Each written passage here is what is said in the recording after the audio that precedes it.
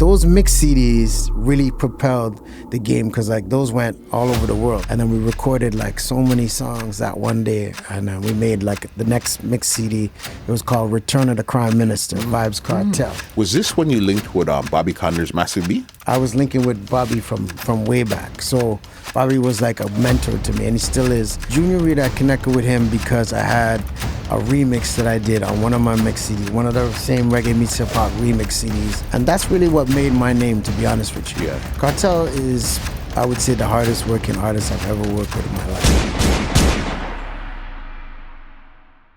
What's going on, ladies and gentlemen? This is Machel, and this is another Two Line Music Hut's Entertainment Report podcast. And today, we have a special guest live inside the studio. Listen, this is my good friend here, all right? He's a DJ. He's a producer. He worked in radio for years, and he tours across the globe. You'll see him in India, right over to Las Vegas, right to Toronto. You know, we have in the building today, we have DJ Power in the building today. Yeah. What's going on, big boss? What up, brother? Good to see you again, as always. Always, Bless love, up.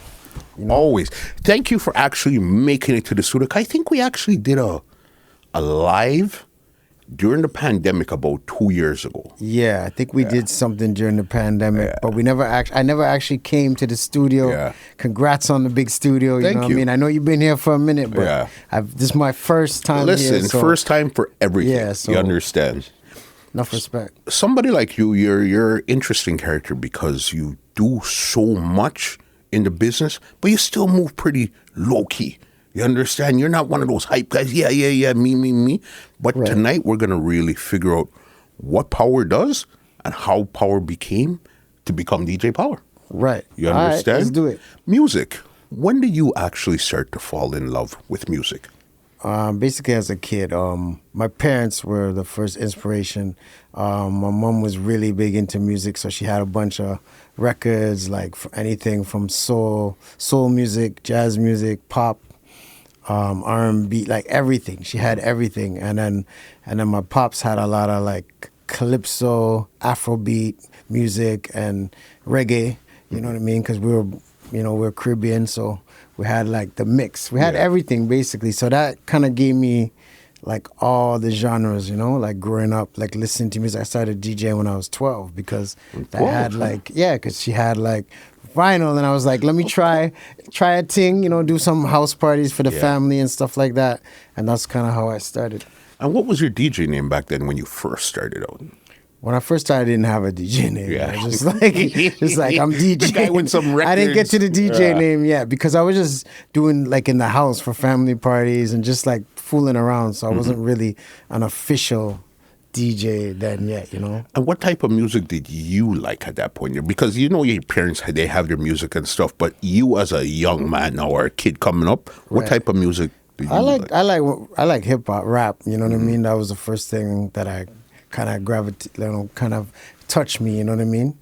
So that kind of like when I heard that, like when cousins were bringing like, tapes and stuff like that, I would hear that shit and I was like, yo, this is for me. And then that's how I started, like, just like even on the turntables, I was like trying to learn how to scratch and like do that kind of stuff, Because remember, there wasn't no YouTube at that time where you weren't even old enough to go to a club, so you'd hear it, you'd probably see it, so then you have to figure out in your mind, how do I duplicate this and make it work for me? Well, I was sneaking out, to be honest with you. I was sneaking out at like 13, 14, sneaking out, going to these little, basement parties and community centers parties and like just watching the DJ. I would like literally stand there watching the DJ the whole night and just like try to like, and then try to copy everything they were doing. I don't even know what they were doing. Why are they doing this? Like, why are they taking this record and doing this? I was like, what are they doing? But I was just like, okay, let me just try and learn, and then that's kind of how I kind of got into it.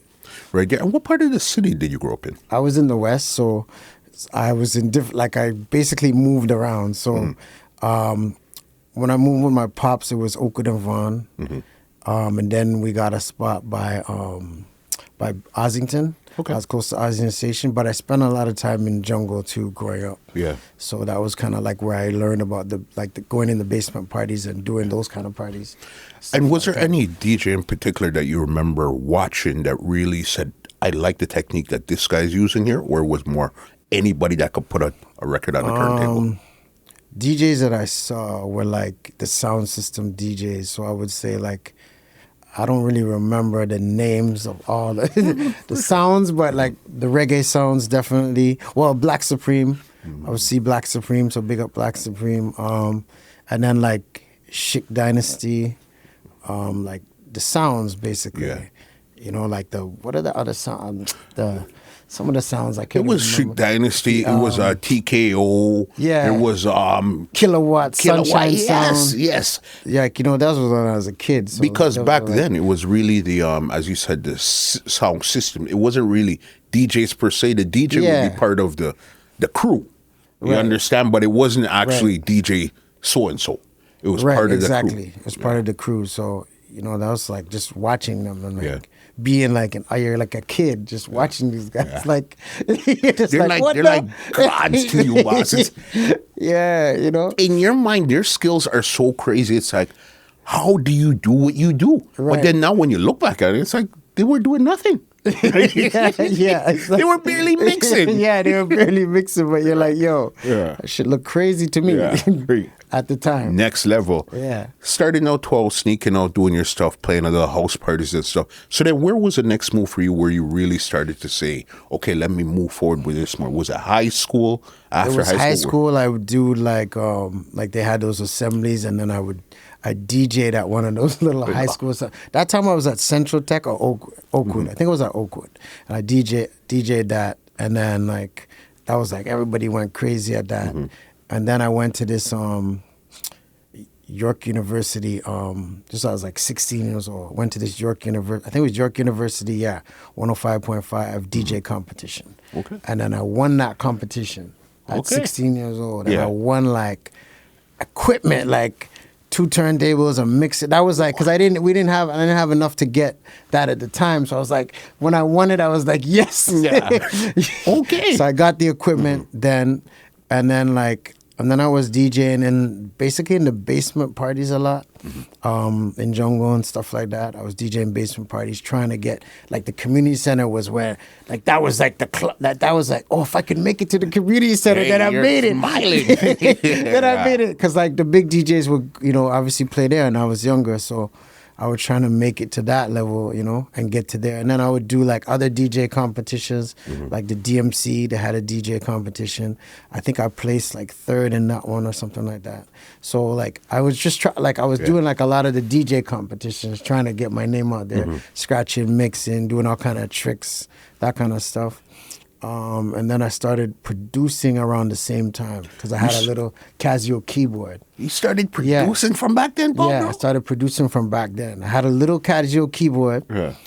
and then I was making beats on the little keyboard.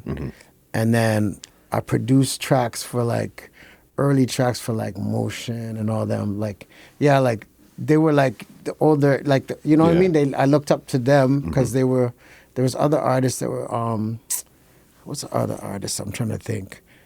Like, well, I didn't do Mish. Actually, I think I did one for Mishi. Not Mishi, but I think it was on her album. Anyways, I worked with Ebony a lot. It was another jungle rapper, and he was writing for some of the other bigger artists. So I was producing for like low key producing for a lot of these people behind the Yeah. scenes. You know what I mean? And just like making beats. And that's how I learned. And then I got my SP12. Then I got my bigger keyboard, the bigger one. And then it was just like, it was on from there. Like, I just loved the fact that I could produce my own sounds and then work with UBAD. UBAD was my brother's group. We produced a lot of records for them. And then I made my label, Blacklist. Okay, so you had a label from back then. Yeah, I had a label from back then. It's called Blacklist. So I put me and my brother, we put out like his stuff, which is UBAD, and then we had like other artists like Ebony, some Motion, different artists we had, and we just like put out records from back then. That's when like it was hard to put out records. Of course, because remember, money. remember this is records, vinyl. This isn't even a CD. This is actual vinyl, boss. Yeah, we were like teenagers trying to like get this shit doing, like trying to get this thing going. From Canada too. Yeah, so that's how kind of I started. I did both. I produced and DJ. And then during my career, I took breaks. Like, Yeah. I didn't want to produce for a long time. There's a long time I didn't want to, like, my head was just into DJing. And then there was a long time where I stopped DJing, literally, and just went to produce, like, straight production. You know, it's just kind of how the creative process works. And sometimes I just, like, you kind of have to zone out. And that's kind of how it went. But all through the times, I was both, like, doing both. Even though sometimes I was less doing this and more doing this, but it just pretty much been it. So then, when did you get your name? Was DJ Power your first name you had? It was my first official name, and the name came from two things. First, like, being my father was an activist, right? Black activists. Actually, they own a different book list, so shout out to them. Oh, that's it. That's African people. and Caribbean bookstore, right? Big. So we would go to, like, demonstrations, and when people would, like, police would shoot black people or shoot, like, and do anything with injustice, whatever. You know what I mean? He would show me, like, even strikes, because he was in the union, and show me about, like, speaking out against certain things that would happen in the community and stuff like that. So power was kind of like, it kind of came from the fist, like fight the power. Yeah, power, like black power, power, like the fist. So I kind of had, like, a symbol of a fist. Yeah. But then it also came from me being smaller, like, and growing up and dealing with a lot of stuff in the hood, and, like, basically being a powerful person, because sometimes I'd have to fight, and, like, so they would say, "Oh, that guy's power," like, because like, you know how it is, like, things happen. So it also came from that side, the street side, but also from, like, being conscious of what was going on and trying to, like, that too. That was where power came in, because I know, again, when I introduced you, I said that you did radio too. So how long was it that you got your first radio stint between starting DJ and getting on the radio? I didn't get on the radio. I would say, like, probably, like, I was, like, maybe 19, 20. I got on radio because I was basically doing DJing, like doing little basement parties. So I could tell you I played in every hood in Toronto. Like, I don't know how many DJs could literally say they played in Jungle, Jane and Finch, up top and south side, Warner, Pelham, Falstaff, to Regent Park, to Flemo, everywhere, to Doomstown, everywhere, like, playing, like, the community basement parties and actually being outside and doing those. I actually played in a prison. I actually played in Collins Bay Pen twice, because the inmates were requesting me back then, and I played in there, like, and I have friends from there to this day, but I had my friends in there. Some of my friends were in there already, but like, I played in there, and that was a crazy experience too.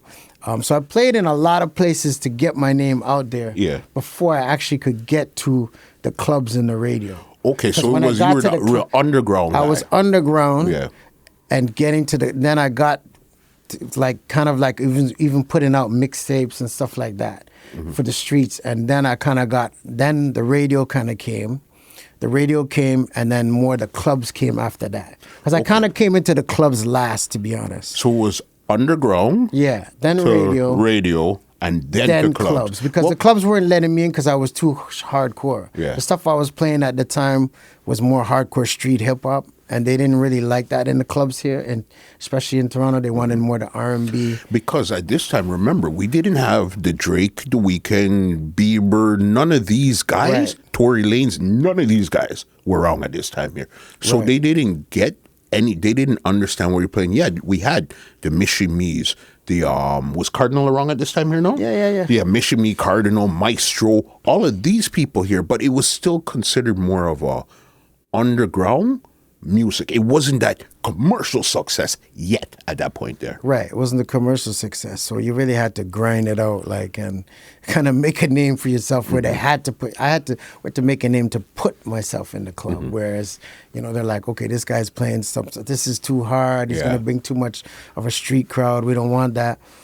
But that was the music I was playing. That was the music that was I was doing. At that point. So you would, like, a lot of these basement parties you were playing, were you like the hip-hop DJ alongside a reggae DJ, or you just playing all night by yourself? Well, that's the crazy thing about that, because I was first the hip hop DJ playing alongside the reggae sound. So big up all the reggae sounds, dancehall sounds. But then I was mixing it. Like I was kind of the first originator of mixing the reggae with the hip hop, doing a lot of the hip hop tracks on top of reggae dancehall beats, and then dancehall vocals on top of hip hop beats. I was doing that live, and that kind of what made my name. And then I was pressing up the first hip hop dub plates, actually. The first hip hop dub plates that, like, I was going to Collie B and all of them, and I was the first guy that was putting hip hop songs, like my own songs, on these dub plates. So when I played them, they're like, what the fuck is this guy playing? Like, you know, and he's playing like original hip hop dub plates, and they weren't doing it at the time. So that's kind of one thing that I kind of originated, like doing those dub plates and then the remixes, doing those remixes that really made me stand out. Like, he's actually blending different stuff together. You know what I'm saying? Because at this time here, was Baby Blue around at this time? Yeah. Okay, so remember, the big dogs were Baby Blue. In this generation here was Baby Blue and Elite Squad. They were the big guys at this time here now. Yeah, but then remember, we formed Soul Controllers, right? So pretty much we formed Soul Controllers, and that was the sound where I did a lot of the remixes out of with my mix CDs. So I started the mix CD game. Yeah. So when I started the mix CD game, doing those remixes for under Soul Controllers, those were a lot of the remixes where it stood us apart. So those mix CDs really propelled the game, because like those went all over the world. Okay, so even before we get to there now, how long were you DJ Power before you formed Soul Controller or joined Soul Controllers? Well, it was DJ Power, but then I was like kind of like dabbling with different sounds. Like I had a sound in jungle called Black Syndicate. There was a Black Syndicate, like basically off of Black Supreme and Black, Black Supreme, Black Reaction, like everything. It's black. So we had Black Syndicate. So it was like Black Syndicate, but didn't really go anywhere. But then I had another one with Brother Creation. That was two other guys from jungle. Big up Kurt and everybody. But so I had that, and then when that didn't go anywhere, that's around the time where I kind of went, okay, and then we formed Soul Controllers. After that time, we formed Soul Controllers. And who was in Soul Controllers at this time? It was JY's, DTS, and Tyson. Right? It was four of us. Yeah. Right? So it was pretty much like the idea was, all right, so if let's say me and JY's do an event, then DTS and Tyson could do an event or something, or, split it up kind of like that. Because the focus was, at the time, was a sound. So we're building it up, putting out the mix CDs. Sound crew. And building, you know how the thing was, the sound crew at those times. So it was like, build it up. Yeah. And then we could do multiple dates. You know so there was 2 MCs and 2 DJs. Right. Okay, because I know Jay I guess we could say kind of 3 DJs, because DTS is both. He's a DJ and MC, but more of a DJ. But yeah, I guess you could say like maybe 3 DJs. So it's easier to split up. But they could split it up. You know what I mean? And get it moving from there. So did you join radio when you when you formed Soul Controllers, or this was after? This was I was on the radio first. Right, I was on the radio first. Because of Motion. Motion brought me on. So big up to Motion. She brought me on with her, and we did the radio. And then from there... You started out producing a couple of tracks for Motion, and in turn, she brought you into the radio. Yeah, she brought me, and we became... Yeah, we're very close, and, she brought me on, said, all right, I'm going to bring you on this opportunity. She brought me on. So shout out to Motion for real. And then, then the radio, stuck with the radio. And then... kind of like branched out. That's when a little while after that, it's when, all right, let's do Soul Controllers as the sound, What was your show that you were on the radio with? Master Plan show. Master Plan, yes. Right. Who else was on it? So it was you, Motion, and who else? DTS, John Bronsky. Yeah. Okay, was it 4 of you guys were on? Yeah, 4 of us, yeah. And this was 89.5. 89.5, yeah. That was CIUT, which was University of Toronto Radio. So I did that. And then, I could tell you after that I went to Flow. Tell me. All right, so then after that, I left, and then I went to Flow. There was Flow. That was JY. Because JY's, again, because he was so good. He brought me on. Yeah. So I got another link It's up. It's a link to a link. I got another link up. All right. Yeah. So JY's brought me on to Flow because he got the job at Flow. And then X, the other DJ, was leaving to go to another station. So he said, all right, I'm going to bring you on because the other DJ's leaving. There's an opportunity come through. And then so I did that for about a year. Okay. Flow. So you were at the original Flow. Yeah, the original Yeah. Flow. I only did that for about a year. Yeah, because I remember J-Wise was the man on Flow at that time there. As soon as you heard Yeah. Flow, he was Yeah. synonymous. J-Wise Flow, J-Wise. Yeah, he was at the beginning, man. Yeah. So shout out to JY's, big up. What did you find was the biggest difference with playing on like an 89.5 to now playing on this big commercial radio station? For me, it was more of like, they had more rules, obviously. You know what I mean? But I liked the energy. I liked being able to play for more of an audience at the time because I was doing Monday to Friday, like the prime time slot, I think it was 7 to 11, something like that. So when it jumps off at 7, you're in your car, you know what it is, we turn it up. So like straight fire from 7 o'clock. And I like that vibe, you know, it was good. It was a good vibe. And I could play like a lot of artists, like shout out to like Preem and, you know, early Drake and like everybody like that was putting out music at the time. Like we could push the music, right? Because you have a bigger audience, so everybody would send me stuff and I'd be pushing it. Like so much people say like, yo, I remember when you played my song. You know what I mean? Like, so to me, that was the best feeling. Because even on 89.5, I was pushing people's music. Shout out to all the artists that came through, did freestyles and all that stuff. Like that was like legendary, right? But 100%. on being on Flow, I could even push it even more. So to me, it was about supporting people and supporting the artists that were putting out the good music, you know? Definitely, because you stuck to your roots when it came to hip hop. You were serious about your hip hop, you know. Right. Did you ever guess on Project Bounce? No, I never went on Project Bounce. 'Cause that was I was already on Flow, and then they went to they took over 89.5.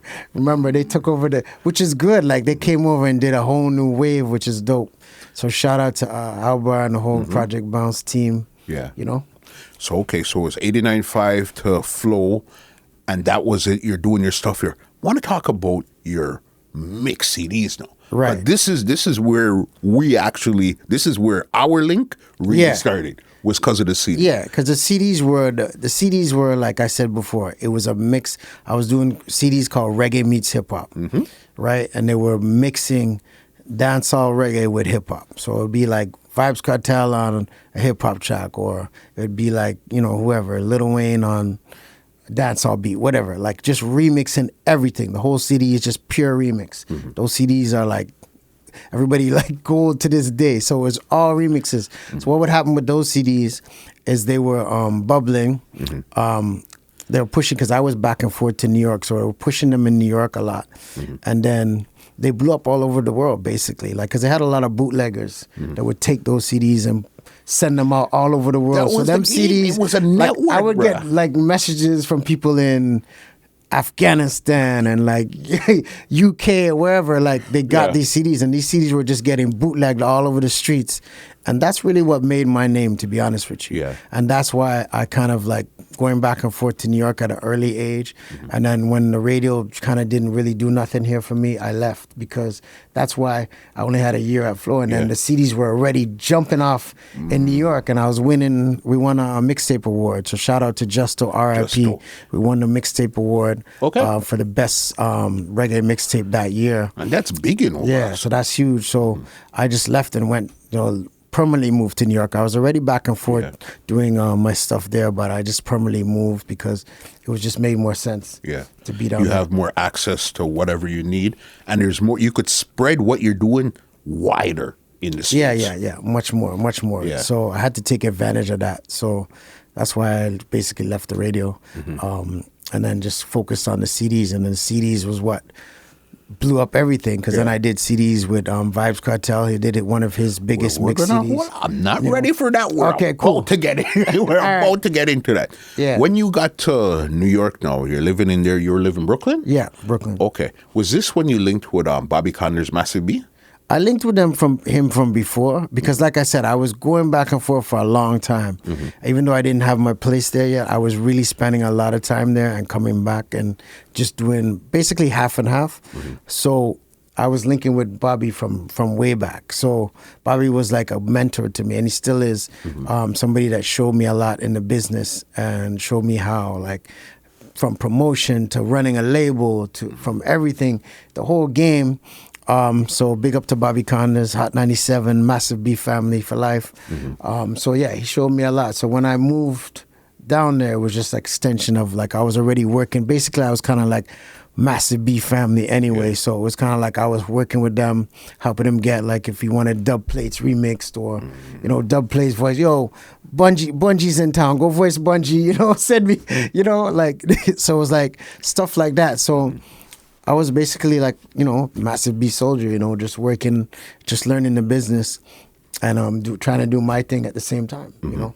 You see, because remember when I told you I wasn't ready for that cartel story? Now I'm ready for it because you see, Bobby was the real link to make that happen. Right. You understand? Exactly. Tell me the story. Yeah, so Bobby was the real link because I was always helping them, and then I went on the Labor Day parade, and he has the truck, the Massive B truck. Every year I'm on the truck, the Hot 97 Massive B truck, and we go through all of Brooklyn on Eastern Parkway. So basically, Kartel was on the truck this year, and at that time goes back to the story when I won the mix. Remember, I won the Mix CD award in New York. So the next CD I put out, it had the picture of, you know, winning the award on the next mix CD. So so that's the CD. That's the CD I gave to Kartel. I was like, yo, this is the, you know, the CD we have. But it had a lot of his remixes on the CD. So I had Kartel on, like, crazy different kind of beats, like, you know, all kind of different kind of beats. It could be hip hop, straight hip hop. It could be house music, whatever. Like, I just remixed Kartel, some crazy remixes on there, and I gave him the CD. And I said, yo, we should do something. And then he said, yeah, let's link tomorrow. So then he was staying at the Holiday Inn, JFK. That's where he always used to stay. And then so I went by his hotel, and I always bring my little mini studio, of course. And then we recorded, like, so many songs that one day. And then we made, like, the next mix CD. It was called Return of the Crime Minister, Vybz Kartel. Listen, you know how special it was. Did you understand what you guys were creating at that time there? Especially as a kid from Canada that went to the States and linked with Kartel to put out a mixie. You understand how special that was then?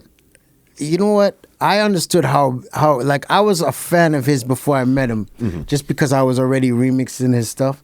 So when I met him, it was just like, yo, I really want to work with Kartel. I know I could bring a different energy to what he's doing. Not to say that what he's doing ain't great, but I know when you mix the two of us together, it's madness. You know what I mean? So when we linked and I was hearing the stuff we're doing, I'm like, yo, this shit, I couldn't even, like, I was just like, yo, this shit is gonna be so crazy when people hear this. Like, Kartel on another planet, and you already know he's a lyricist, so him putting them lyrics on, like, some crazy hip-hop or different kind of styles, it just turned out crazy. That CD made it to the New York Times, you know. It was a write-up in the New York Times. Write-up in the New York Times. What did they say about it in the New York Times? Well, they just said, like, talking about him in general, but they mentioned that this CD was causing waves. His latest, you know, mix CD was causing waves. And they mentioned my name, of course, and all the work I put in. And it was just basically a big up, like, because remember, he's straight dancehall, but the CDs that I try to do, and even producing songs for people, artists, I try to bring them to a different zone that they're not normally in. So, like, this Kartel CD would be totally different than any other mix CD that he's done in the past, right? So I'm mixing all kind of stuff. So DJs would take the songs from those mix CDs and play them on the radio. Yeah, because there was a lot of remixes like that I would do that. They would just rip them off the CD, play them on the radio. So that's why we're creating new songs. You're hearing Kartel with, you know, I don't know, Rihanna, whoever, right? And you're hearing a different, you're like, yo, this is crazy. Yeah. So that's what I wanted to do. I wanted to bring him to different, and it helps because now he's in different people's cars, right? People that might not have known Vybz Kartel, but maybe they know my mix CDs. They pick it up and they're like, "Who's this Kartel?" Boom! All right, they put it in. All right, yo, I got fuck with this. And it worked. And it worked the other way too. People that knew Kartel but don't know me. Who's this DJ Power guy? You know, so like it works both ways, and it helps everybody bring a different audience. You know, collaborations. You know, them CDs playing on the radio. I mean, people ripping them off. Some of them even take out my name. Yeah. One guy did that. Took out my name. He's actually a big DJ. I don't want to blow him up, but he took out, and there was a big beef behind it. Yeah, he took out he actually took, I did Kartel, Biggie. If you look online on YouTube, there's a Vybz Kartel and Biggie song. That's me and him did that one. Me and Kartel did that one, and it's online. But he actually took out my name, put in his name because he did the original Biggie track. So he's thinking, oh, because Kartel jumped on my Biggie track, I'm gonna take out Power's name and then put my name in it. But he tried that thing. But so he took out your name and added his name. Yeah, basically. So, but he got cussed behind that. Mr. Morgan cussed him out for me and told him, yo, what are you doing? Like, you can't do that shit. So, yeah, it was crazy. But, that happens, whatever. But and what after you guys recorded the CD and everything, Hotel Room, and you presented Kartel with the final product, what did he feel about this final CD that you guys put together now? Yo, he loved it, man. He loved it. He loved it. Kartel is, I would say, the hardest working artist I've ever worked with in my life. Like, just his brain, how his brain works, like he's just sitting there like recording, like he would do so many songs just in one session. We're just banging out. Like I've never really seen it like that happen so quick like that before, and just like the work ethic of just getting things done, and just and another thing a lot of people need to learn is like the actual like just going with the flow kind of thing and not being so, like some artists are like so very picky and they're very like, nah, I don't want to, do this or try this. And he's very open like that. So I would say like that really helps him because he's worked with a lot of people and it all comes back to him because he's open like that to, try different things. Yeah. And keep up that work ethic where, a lot of people, they get lazy, you know what I mean? Oh, I made it, I'm here. But nah, you got to keep on that grind. You got to actually work harder once you get to the top. You got to work harder to stay there than it was you worked to get there in the first place. Exactly. Yeah. 100. CD out now, banging down the place, doing a lot of stuff. So what were you doing when this CD came out? What other stuff were you doing at this time? I was doing my regular Reggae Meets Hip Hop series, which was like I said, the reggae with hip hop stuff. Then I would do all different. I did one with Who Kid, with G Unit, did one like that kind of stuff. I did a whole bunch of different stuff like mixing. There's different kinds of. I did one with Junior Reid. That one came out. That one did really well too because we mixed his. That's how the Why I'm Hot remix came together. Okay, so then let's backtrack a bit. Yeah. Junior Reid, how did you link with or even connect with Junior Reid in the first place? Was it something there you put out a mix, he heard it? How did you connect with Junior Reid? With Junior Reid, I connected with him because I had a remix that I did on one of my mix CDs, one of the same Reggae Meets Hip Hop remix CDs. I had Game, Junior Reid, but I put it on the original Reggae One Blood rhythm. So that remix on that CD, like I said, these remixes, they get taken and they get played on the radio. So that a bunch of DJs on Hot 97 were playing the remix. And even my boy Kali B, big up Kali B, he's on the station in the Bronx. So he was playing it too. So then when Junior Reid came to his station and he was playing it, they were like, yo, who did that remix? Well, where's that remix from? And he was like, he called me on the phone. He was like, yo, Power, I got Junior Reid here, like this is the remix. And I was talking to Reid and his manager, and they were, so since they were in New York, I was like, okay, come by my studio, right? Yeah. My studio is in Brooklyn. So I told them to come down. The next day they came down and we were just vibing and we're like, yo, we need to do a mix CD because, all these remixes I could do for you and, blow up like his sound, like he was alone was doing a lot of collabs. For sure. But he was about to do much more like he was just on the verge because we haven't even done the Why I'm Hot remix yet. So it was the perfect timing, I guess, because now with me mixing the hip hop with the reggae, and then him also doing like a lot of collabs with hip hop artists on his own, it was a perfect timing to do that mix CD, you know. And then the whole Why I'm Hot, the Mims remix came together by him coming to the studio on the next day, and then a couple of days later, I'm in the DigiWax office. And if you know DigiWax, that's CL and Mims, they're all part of that team. Okay. Yeah, so Mims it was managed by CL, the DigiWax owner. Big up CL and big up Mims. So they were both in the office and we're talking, and Mims had the Why I'm Hot record that was hot at the time, like blowing up the streets. So I was in the office with them. I was like, yo, you know, maybe we should do a remix to the record. You know, I'm working on a mix CD with Junior Reid. Maybe we should add him to that. You know what I mean? And then they were like, yeah, that's a good idea. That's a good idea. So then I said, all right, so let me give Reid, you know, the track, let him jump on it. So Reid, he didn't, so I tried to get him in the studio. He didn't come jump on it, but I gave him the instrumental. I said, you know, you need to voice on this one. So he ended up in Miami, and he voiced in Miami with the original producer for the original record was in Miami.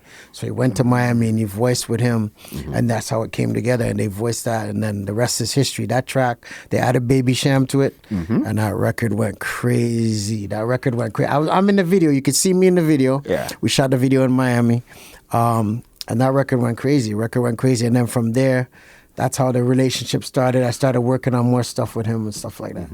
So because I know eventually you became his official tour DJ and stuff like that. Right. That's how it all came together. Then I started, all right, he'll bring me on the road and we'll do shows together. We went to Australia together. We did some short tours over there.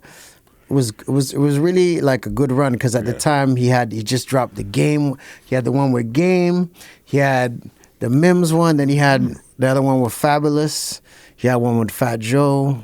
He was the Lil Wayne. He had one with Lil Wayne. He was the go-to reggae guy at that time to do the remixes. He had one with he had one with a lot of artists. Yeah. So that was the perfect blend, you know what I mean?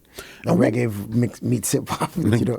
But again, remember you're in your studio just putting this together. Okay, cool. But it's a lot of your relationships that got it in the right hands. Right. That made things take it to that level there. Right. Because remember, these are mix CDs. Okay, cool. You gave one to Kartel. Okay, yeah, we should work. You don't know what he's gonna come back with. Right. And it worked. Right. Same thing with Junior Reid. Hey, we should try this here. Right. And it worked. Right. And I think that it comes back to, like, I always tell people, like, putting in the work and the reputation. Because to be honest with you, if I had just given him a CD, but I didn't have that work in, and I didn't have a rep where people know that, yo, you fuck with him, he's got good shit. Like, he'll produce a good track for you. But if I didn't have that work in, I don't think the response would have been there, but the respect was there, I think. Yeah. But, you know, when I meet them, the respect is there because they know the work that I put in, too. Yeah. Not just what they do, you know?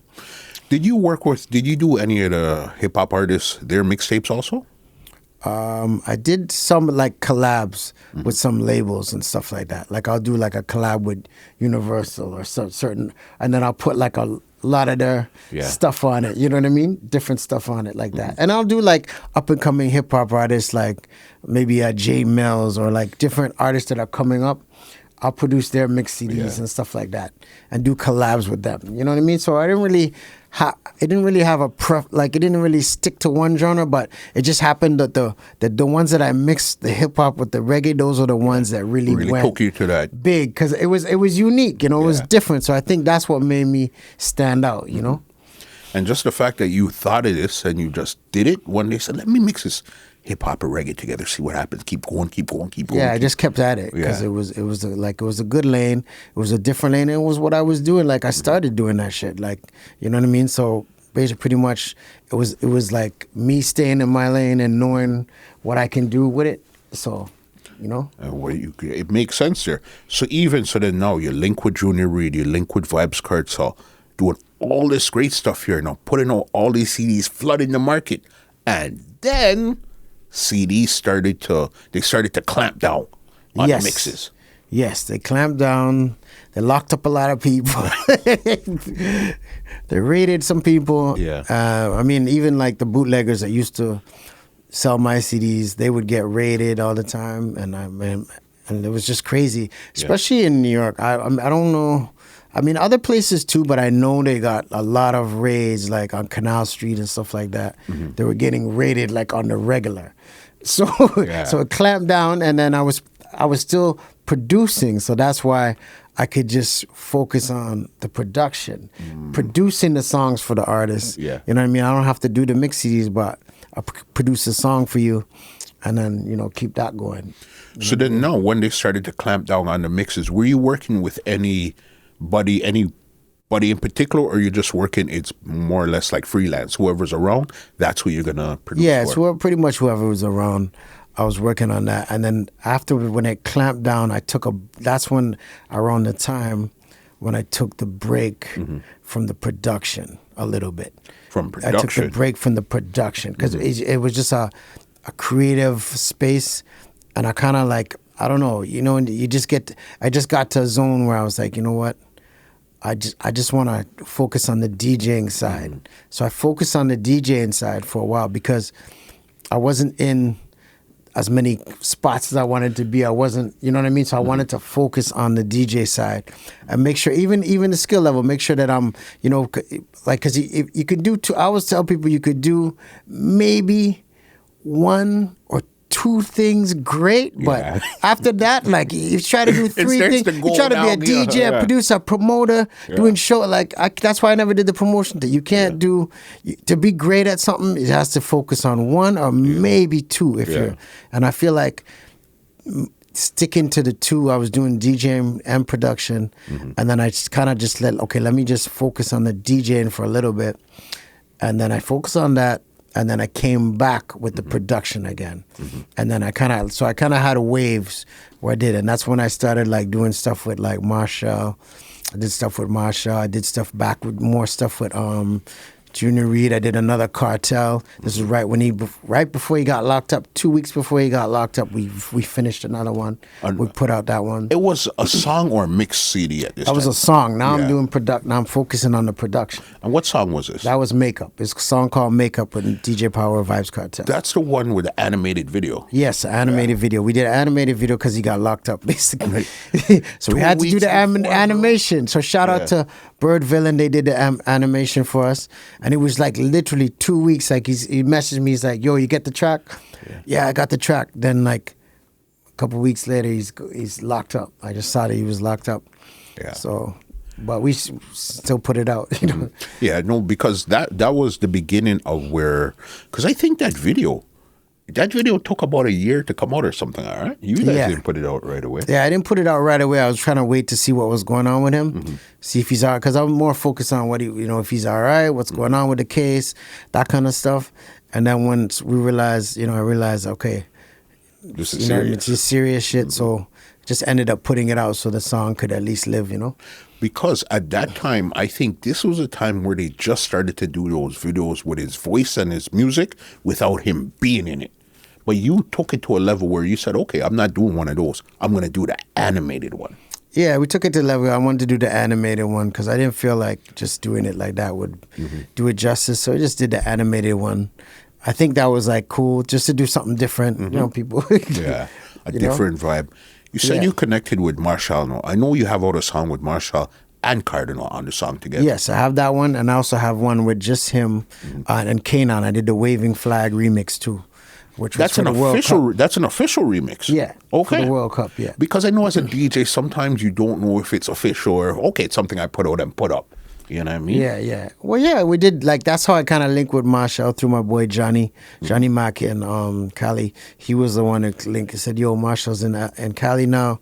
Let's do some stuff with him." So I was working on that Waving Flag remix, so we added him on that one, and then the relationship was there. So when I was doing another song, I said I wanted to remix his the record he had was I forget the name of the original record. I think it was So High. So I did it. I took the record and then I remixed it and then I added Cardinal on it and then we called it Fly So High. So that was another record that I did, and then we shot a video for that. We shot it in Trinidad and couple places, St. Martin's, and I think Toronto. Cardi, Cardi shot his part in Toronto for sure. I think it was probably last year, I had Karin Khan in the building, sitting down talking. Yeah, man, my good friend Power is the one that really made the link to Sean Paul for him. You know what I mean? Yeah. Okay. For Kieran, yeah. How did you link with Sean Paul in the first place? I link with Sean Paul just being in the business. Like I would go to Jamaica a lot, and DJ actually for Brand New Machine, which is Sean Paul's management team. Yeah. So I would DJ for them up in Mobay, and they had some spot in Kingston too.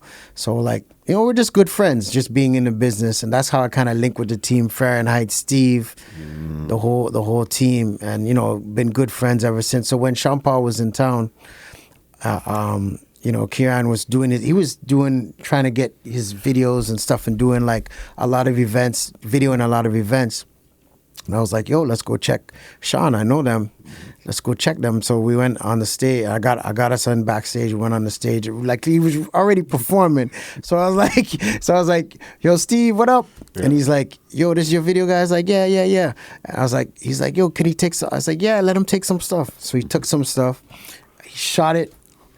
I said, yo, edit this quick tonight.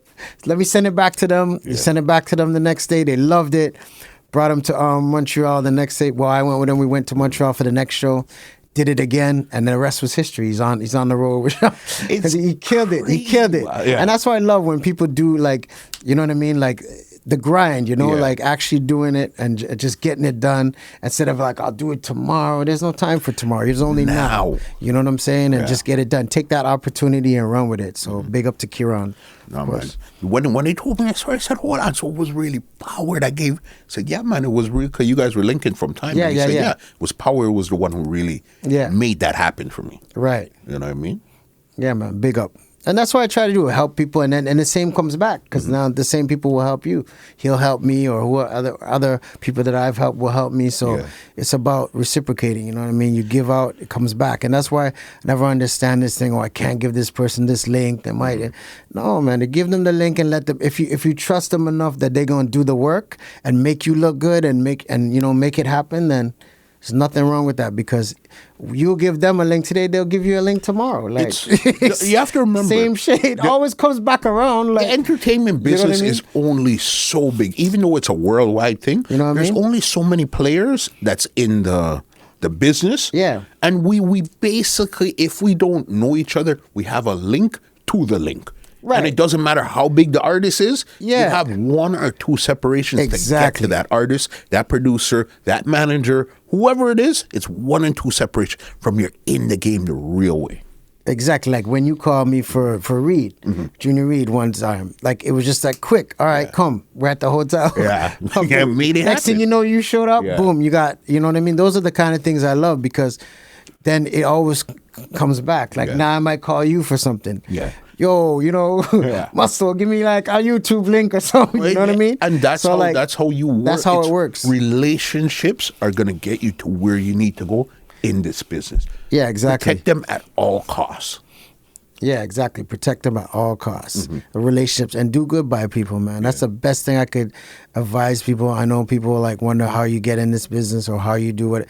Just treat people good, and no matter what position you're at, treat people good, because it doesn't matter if you think you're here, they're there.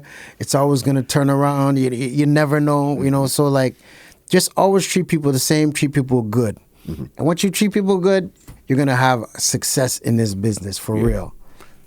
You're doing all this wonderful stuff. Did you ever have a manager, or you were doing this on your own at this time? I have managers. I have managers even now, but I did a lot of stuff myself, but I also had help. So I also have definitely have people help, different managers, different like even assistants, teamwork. Like teamwork makes the dream work. I tell 100%. You cannot do everything yourself. You know what I mean? You see me here, but DJ Power is just a face. There's other people that work behind the scenes and help to make all this happen. You know what I mean?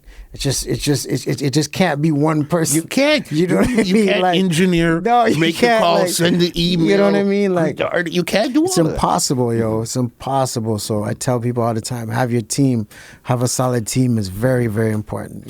Another person I know you connected with also, I think this was more like in the last couple of years, Walshy Fire. Yeah. I mean, Walshy Fire is good friend. Every time he While comes to she Toronto, fire. he's in this chair right here. Yeah, You big up While She understand? Fire. Yeah. Big up. How did you guys make that link now? While She Fire. Oh, damn. How did we meet? That's years. I can't even remember how we met, to be honest with you. But just being, I guess it's mutual respect, being that I came from the mixed CD game as Soul Controllers, and he came from the mixed CD as Black Chiney, and we were the ones that were battling in the streets in terms of the reggae hip hop remix CDs. So they would drop volume whatever 6, we would drop volume 7, then they would drop 5, and it was always like it was kind of like a battle, like, you know. So I guess the mutual respect, and you know, he's done a lot, you know, working with Major Lazer and stuff, and he's done a lot with his, you know, producing and stuff. So we have mutual respect for each other, and he's just a good dude, man. He's just a real good dude, and you know, mutual friends and stuff like that. I guess it just bound to happen that we come together, we work together. We've been working on some stuff. You know? Because you co-produced something the other day? When did you guys put out that song? We did something. We did a video for this group called Ayo and Teo, and this big Nigerian artist called Ice Prince Zamani. He's huge.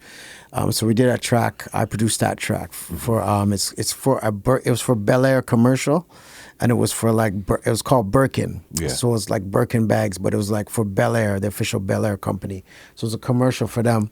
So I produced that one. It was that track's crazy. Yeah. Yeah. No, man, it's crazy where, again, as you said, as a little 12-year-old kid fooling around, until now I'm doing stuff with Vybz Kartel. Just a CD at first, and then now I'm producing official tracks. Junior Reid, Bel Air, all of these stuff here just from curiosity, staying at it, and just keep putting in the work. That's pretty much all I can tell you is keep putting in the work, because a lot of times things that you think will do well, they don't do well. So I've had to, like, you know, okay, keep going at it. And there's a lot of, like, you know, things that you'll have to face that you never seen coming, and you just have to, like, deal with it at the time. But I would just advise people, just once you stay, the consistency is the key to anything. It doesn't matter if you put it out, you might get 100 streams on this one. The next one you might do 500, you know?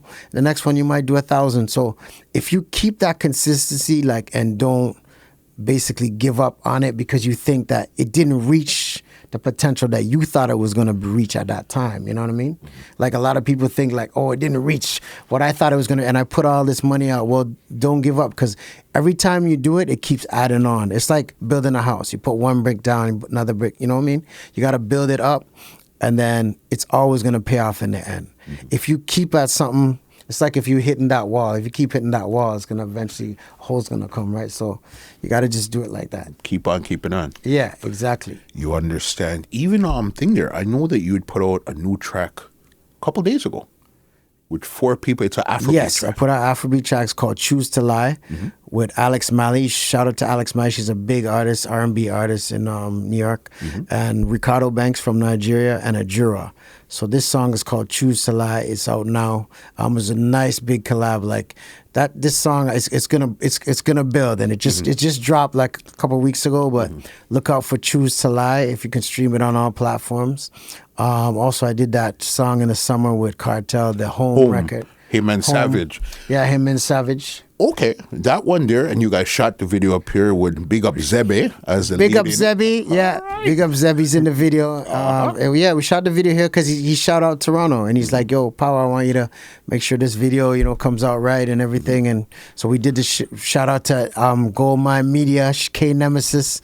Big up. He directed the video. So yeah, it worked out really good. So big up to the whole team that made that happen. And you have another Kartel. It's 4 of them on the track. It's Kartel and 3 other people. Yes, that one was called Special Delivery. I dropped that like about a year ago.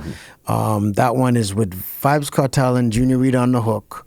And then it has SL from the UK, who's a big drill rapper from the UK. And then Skrilla from Brooklyn. And then it has No Joke Jigsaw from Toronto. So it's like basically Brooklyn, like New York, London, Toronto. Yeah. And then it has Jamaica. Yeah. You know, so it's a crazy collab of all these artists. And that video, you can see it on YouTube. Actually, it just got added to MTV Base in Africa. So that's good news. It just added it last week. So Special Delivery it's called. Yeah. What you've done, especially again coming from Toronto, because we're if you lived in the city long enough, you remember when Toronto wasn't that cool place where the Americans now want to come. One time you tell Americans you're from, not even Toronto, 'cause they probably don't even know where Canada, in their mind, is just Eskimos and snow. You know what I mean? Yeah. Canada, who wants to go there? Right. Now, Yeah. everybody wants to come. Just to even look, just to go to the CN Tower, they want to come here. Right, exactly. You know what I mean? Well, yeah, shout out all the artists that have been putting the work and representing the city. You know what I mean? Like, and blew the city up crazy. You know, so many artists. I don't even want to start naming names, but we all know that there's a lot of artists that help push the city. You know what I mean? So big up to all of them that's doing the work. Definitely. And I know you've done some crazy tours. You've been to India? Yeah, I've been to India 3 times. I've done Australia 4 times. I've done China, Europe, of course, Caribbean. I haven't done any South America yet. I'm excited to do and I'll be in Africa for the first time this month. So from December 19th, I'll be in Nigeria. First time in Nigeria, so big up on my Niger crew. And then Ethiopia. So I'm looking forward to the first time being in the motherland. Crazy. That's big there. You said India, China. Where else you said? Australia, New Zealand, Europe, obviously all over the Caribbean, obviously all over the North America. You did Vegas and all that too. Yeah, Vegas. Yeah, all over North America. Yeah. Vegas, Miami, Atlanta, of course, New York. Okay. Chicago, Detroit. Out of all of these places, I mean, like China, India, New Zealand, those, where was the craziest experience for you? Where it was like, holy smokes, this is wild, bro. In terms of the party? In terms of the whole everything, where it was the party, the environment, the club, the people, everything, somewhere that just stuck out like, holy smokes, I did not expect this. I think in Hawaii. I did Hawaii. Hawaii? That was, I did the Aloha Stadium, which is like maybe 15,000 people. I opened up for Chainsmokers, which is huge. So that was crazy. I mean, like 15,000 people performing. I'd say that was probably one of the craziest experiences. And then I would say maybe Australia was crazy too, just because it was different. And they have a lot of, it was backwards, like in terms of like the race relation. Like they have there was some stuff that wasn't good that happened at the club with the security dissing people coming in and dissing people of color. What? And I had to, they were dissing people of color, like calling them names. And so I went on the mic and I dissed the security. I was like, yo, we don't fuck with that shit here. So they came and they basically tried to surround the DJ booth and try to kick me off the DJ set. But then the people surrounded them, and then they were like, "Yo, this ain't happening." So you surround me, they surround. So what are we doing here, boss? Yeah, what are we doing? What are we doing? Because I'm not, I don't tolerate that shit. Like we don't put up with that. I don't care where we are. And especially you said that look, your father's involved. You know what I mean, with the black movement and stuff. Right, so then clearly this is something that you're not going to let this just slide. No, not at all. So, it was like, I'm glad that everything worked out in the end, but like they had to learn their lesson. Like, we don't fuck with that shit. So they were surprised. They were like, what? Yeah. So I've had some crazy experiences, man. Like I'm being on tour. I mean, there's so many. Yeah. No, because especially even somewhere like China. All right. Yeah. What is it like to play somewhere in China, boss? China is, okay, let me tell people about China. First of all, China is the most advanced place I've ever been in my life. It's the most futuristic place. They're way ahead of us. China. Shout out to China. They're clean. The place is clean. The technology there is just crazy. The people are nice. I had an amazing time in China. I would definitely love to go back to China.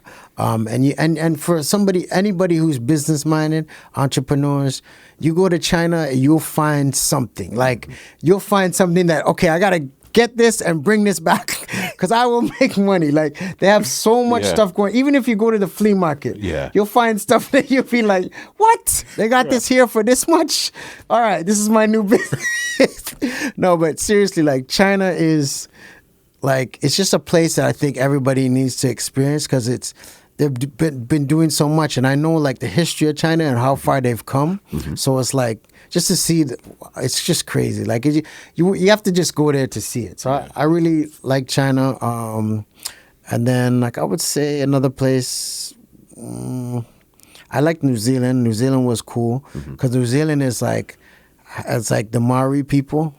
And they're like the native people of New Zealand. So the culture of New Zealand is really like half Maori, half, I guess you would say, English. Okay. But so there's really intermixed in the culture there. So it's really cool, like learning about the traditional, the traditions in New Zealand. And then the place is like, it's like beautiful. Like that's where they filmed, what's that movie, that old, Lord of the Rings.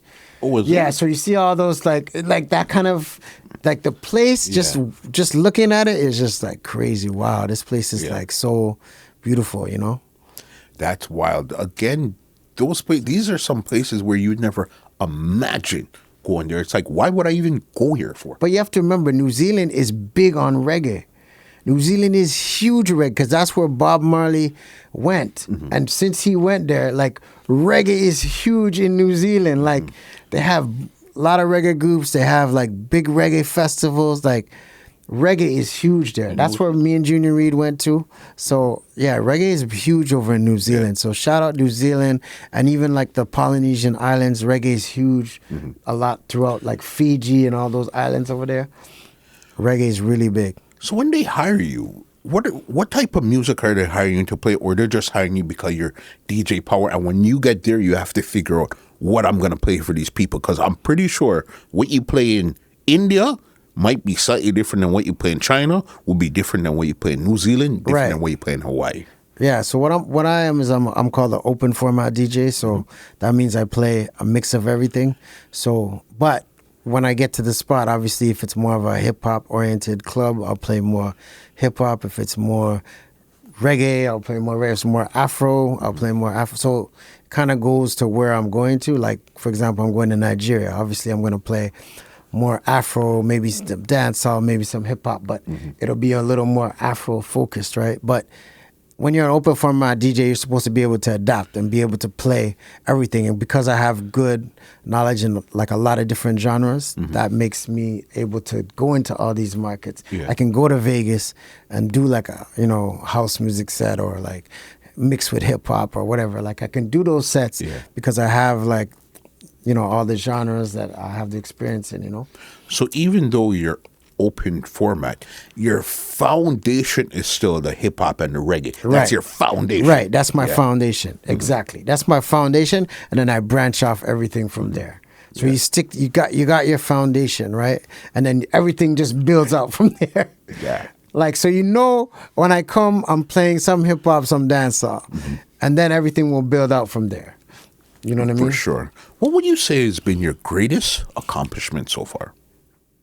My greatest accomplishment, I would say, greatest accomplishment would probably be, that's a good question, bro. I never thought of that. I would say like being, I don't know if this is going to sound weird, but like I would say being open and being accessible, because I feel like that's what's made me keep going and made me where I am today, is being open. Like, I don't care who you are. Somebody could come to me and I'll learn knowledge from them, whether it's like, another DJ or another producer or just a regular person. I'm just open to like listening and learning, because they might tell you something. Like, I've had so many experiences by being humble. I'm sitting on the plane next to somebody, or I'm doing, and just listening, and then you learn so much. Oh shit, I never knew, and that gave me an idea. Okay, you know what? I need to produce a track with this person, and that turned into something huge. Or like, you need to, this is one of the hottest songs in, New Zealand. You should learn this one. And I learn it, and then I'll bust it up with a remix, and that might be the biggest song for the night. Just because I was humble and I was talking to people and I was open and accessible, I feel like that really keeps the energy and keeps everything going, because you can learn so much from so many people. And if you kind of close yourself, I know it all, like, I'm on this level, and then this person ain't on this level, so I'm gonna, you get stuck in a box kind of thing, and you don't really see the bigger 100%. picture. You know what I mean? So I think that's the best advice or important that I think with people is just don't stay in that box. Yeah, you've made it to here, but there's so much more. So kind of just be open to other ideas, other things that people might come to you with, and you never know the possibilities of that. You know what I mean? That's true. Good one. You've been putting in the work. When did you start DJing? Like I said, when I was 12, but then I officially maybe 15, 16. Okay. Yeah. So you've seen the Canadian landscape change over and over. From Right. underground artists to Right. now mainstream artists to some of the biggest artists in the world. What's your take on the Canadian music scene right now in like a 2023, 2024 type of... I think it's dope. I think it's blowing up. It's doing well. I mean, I see so many new art. Like, that's what I'm saying. Again, I'm working with some artists that people might not know yet, but you know what I mean? Because it's just open to music and listening to music and hearing what sounds good. Go with what sounds good, So there's a lot of artists that are coming out now that, may not be big yet, but there's so much talent. Like, I go to some of these showcases, there's so much talent.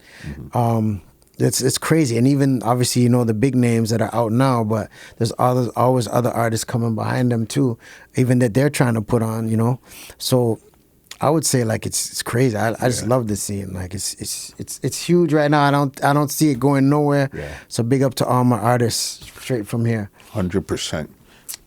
You've done a lot of productions. If you could sit down in a studio with somebody and produce them, who would your ultimate artist be to produce right now? Ultimate artist to produce right now. That's a good one. That is a good one. There was a couple that were on my list. Let me think. I like this artist out now called Don Toliver. Yes. He's dope. I could definitely do some crazy work with him. There's another, I'm trying to think who else. I like, what's his name? What's his name again? So I'm forgetting. My mind. No, it's Don Toliver. There's another one that, I want to do some stuff when I'm over in Nigeria. That's what I was thinking when I'm on my trip. I want to link up with Ira Star. She's somebody I really want to work with. She's dope. And then some of the artists from here, I like Smiley. I was going to do something with him. Okay. I want to do something with him. I like Burna Bands. And then I like some of the southern trap artists like Moneybagg Yo and stuff like that. I like some of the southern trap, So definitely, those are some of the artists that you would like to actually sit down in a studio and produce some stuff for. Right. You know what I mean? Exactly. And give them that DJ power. Yeah, exactly. Because the thing is, what you got to remember is that when you bring those artists, I'm bringing them into my world. So it's like they're not they're not gonna come on a track that they've heard before, like because every producer has his own sound, like Metro Boomin or Tay Keith or whoever has their own sound. But now you're coming into my sound, so now you're gonna get. That's why I like, because then I'm gonna bring something different out of them. You know what I mean? Definitely. What's your grand ambition for this music business? What is that thing that you have to do before you say, okay, you know what? I did my thing right here. I want to produce, I'm finishing up this project right now. So hopefully that drops next year. Finish that up. But then I want to do like a little documentary about what I've been doing and like all the stuff I've been doing. I really want to put together that. And then I want to put some music together for like, I'm working on some more music for like movies and TV, stuff like that. But movie, like I wouldn't mind like the perfect, like, I don't know what kind of genre of movie it's going to be, but I wouldn't mind like having that option to actually score something. You know what I mean? That like something like, I don't know, have to be some kind of action or some kind of like crazy movie that fits my style. I'd love to like be able to score, like not just have like a placement, but actually score it. Yeah, where now you're bringing the movie to life via music. Right, You know what exactly, I mean, your exactly. thoughts Right. went into this here, and these emotions you're feeling watching this because of the music, I was the one that made this happen. Yeah, exactly. Yeah. That's it. Yeah. That's The score. Yeah. That's a big one still, you know. Yeah. 'Cause a lot of people, I want my song in a movie or in a video game or something. Yeah, dude, that's amazing, you know. No, but I've done the like score. Yeah, but I have scores right now that I'm already pitching. So like I'm already in that lane, but I want to. That's my goal, like to get a full score, you know, for a proper movie that, you know, I think like that would be sick. No, definitely. Power. Listen, I know it took us probably 2-3 years to get this conversation happening. Yeah, it took You us know a what I while mean? to get this conversation. But again, I'm so happy that you sat down and did it because, again, you're somebody like, we know you're from Toronto, but I think a lot of people. Well, because I left, a lot of people don't know that I was originally from here. That's the thing. So, because I left and moved away, so it's like people might not know that, oh, yeah, he originally was here. But, you know, it's all good. Yeah, People- you're just happy. You're just cool. And, Yeah. and that's why I said, okay, you know what? I'm going to give Power his flowers tonight on the podcast because, again, there's a lot of people in this game, and there's a lot of people that for some reason they get looked over a bit. And again, now I understand why. Because you said you moved away for a bit. Yeah, you came back and you're not always around. Right. So then you don't really say, okay, it's him. Okay, we need a producer. Him. Right. You know what I mean? Yeah, exactly. Yeah. So Exactly. definitely thank you, Power. No for problem. sitting down and Thank doing you, this, my brother. Is there Yeah. any topic that you want to cover that we didn't cover tonight? That I want to cover. Not really. I mean, I just want to shout out all the people that's putting in the work, all the other DJs, producers, everybody that's putting out good work, you know, and just give thanks, you know, for everybody that's helped me. Yeah. Everybody that's helped me to get to where I'm at, you know. A lot of people helped me too. So I definitely want to do some like some maybe some kind of mentorships and stuff like that in the near future, like to help people, like if they have questions, whatever, you know, just to give back. I've done a lot of that stuff before, but I want to like maybe make it more regular where people, you know, if they want to learn how to get into business or stuff like that, you know. I got a good one for you before I get you out of here. What's been your proudest moment so far in this journey so far? The proudest moment. Yeah. And remember, sometimes proud could be the simplest little thing that nobody else in the world would acknowledge, or it could be the biggest thing that everybody knows. But for you, in your heart, this Yeah. made me so proud that I did this or I was a part of this. I would say just being able to like to see the reaction on people's faces. I feel like that's the biggest thing when you see the reaction, either whether it's live or just like people listening to your song or they're dancing to it on TikTok or whatever.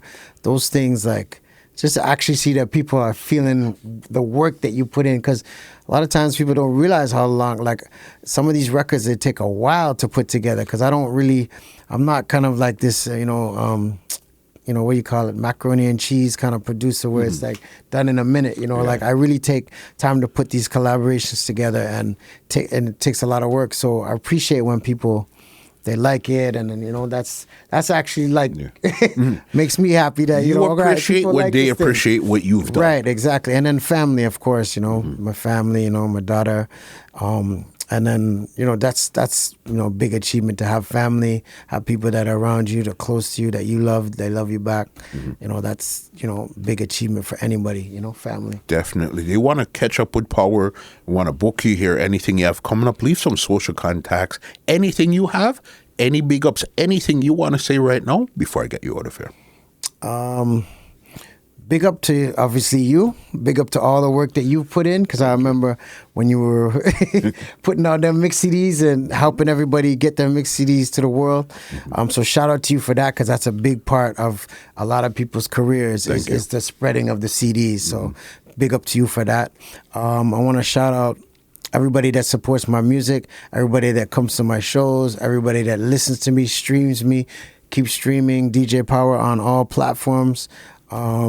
I just want to thank everybody for listening, and everybody that's doing it, you know, big up. Where could they check you out on social media? They can check me out on social media at DJ Power Music on IG, DJ Power Music on Twitter. djpowermusic.com, and that's pretty much it. You can get me everywhere. You know who I have to big up too before we get out of here? I have to big up Rod.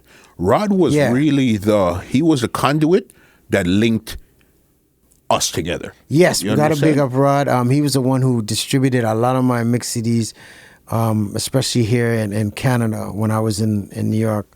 And he was doing like the whole mix CD game, and not just me. He helped out a lot of people. So I know he did Future the Prince, Massive B, Future the Prince. Shout out to him. Yes, that's when Future put out the DVD. Yes, he did Future the Prince. Yeah, bro. Yes. So shout out to Future the Prince and Massive B, of course. So Rod, big up Rod. Always, man, enough respect to Rod, and for actually linking us. And then making like that's the link from them times to now that we still have, right? Because through him. So big up to Rod. Yeah, man. Everything is always one phone call away. Everything is one phone call away. We get it. Yeah, you know exactly. What I mean? Power. Yes. Thank you, my yes, brother. You don't know how much it's meant to actually sit down when some of the best feelings is actually getting to sit down with people that you've done business with outside of podcasting, where we've done other type of business where we didn't even think of a podcast. Yeah, we weren't even thinking. I mean? Like, it's just like, yo, Power, I need this, or Muscle, I need it. Yeah, it's just like that. So that's good. Like, and we made it happen. We made it happen at the right time. Definitely. Timing is everything, right? Everything. You've been in this business. How many years have you been in this business? I would a long time, man. Yeah. I can't even say, because if we count when I started, I can't even, if you say I'm in the business, because I started as a kid, so I wouldn't count that as I'm in the business. So, it would be hard to say. Yeah. It's been a long time. Yeah, it's been a long time. You've done at least 2 decades in the business. Yeah, exactly. Minimum. 2 decades in the business for sure. Because actually, I forgot one thing to mention was like the early, like those, like when the mix CDs were out, I think that was like mid 2000. Yeah, that was 2003, 4, 5, 6. Yeah. So around there, that's when when the mix CDs were popping, that's when I got my first like club gig at Club Speed in New York, and that was like the #1 hip hop club in New York City at the time. Yeah, and like I'm talking like G-Unit would come through, Dipset, I mean Locks, everybody would come through, and that was like the best experience at the time, and that was kind of a monument. I would say that was kind of a monumental moment for me in my career to actually DJ on the Saturday nights and be the resident DJ. And I was the warm up. I was the opening DJ. Let's get it clear. There was the big DJs would come in after me, and then the big artists. But just to have that experience, you were still there. Yeah, I was still there, and that was like, I would say that's a moment in me that made me proud. Like, yo, like I felt like I made it.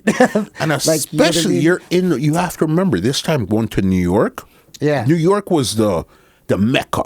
This was where it happened. And now that the kid from Toronto got to go to New York, and I'm playing in this club, and I'm seeing these rappers I used to see on BET and all these things all the time, bro. Exactly. They're right here. Yeah. Boss. Yeah, exactly. That's exactly crazy. And so that, I would say that would be like a moment that was a moment. One of those when moments. I knew, like, all right, cool. This is it. We're here. Let's go. So you say 2024, you have some production. You have you're in Africa in a couple of weeks. Yeah, Africa you a couple lot of weeks. Of stuff. I have more tracks coming out. So look out for a lot of tracks in 2024. Yeah. That's pretty much it. You're gonna have more music from me a lot more sooner, because I got to shout out on my team, because we got some new deals on the table. So it's gonna be a lot more better to get this music out to you. And so you'll be seeing a lot more live shows too. Definitely. Bob Bauer, respect again. Respect. Bob. Well, ladies and gentlemen, this is Muscle, and this has been another Two Line Music Hut's Entertainment Report podcast, and we are out. Bob. Oh. Yeah. Yes, brother. This podcast is brought to you by www.twolinesmusichut.com.